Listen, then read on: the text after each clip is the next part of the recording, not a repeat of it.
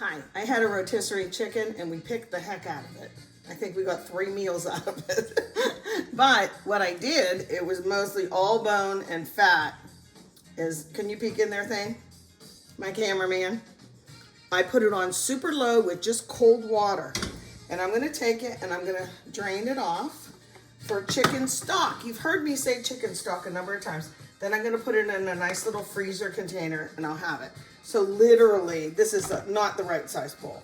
I just want you to get the idea. All the giblets will go in there. See, look. See that?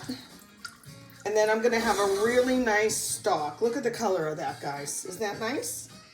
Okay, that's it. Now I'm gonna transfer it into something else.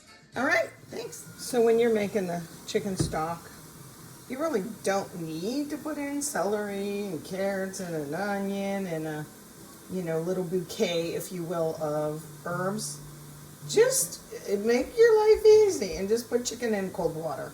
Start with cold water, keep it on low for a long, long time. You'll be able to smell it when it's time to turn it off. Cool it first, then drain it, and then store it. Fridge or freezer.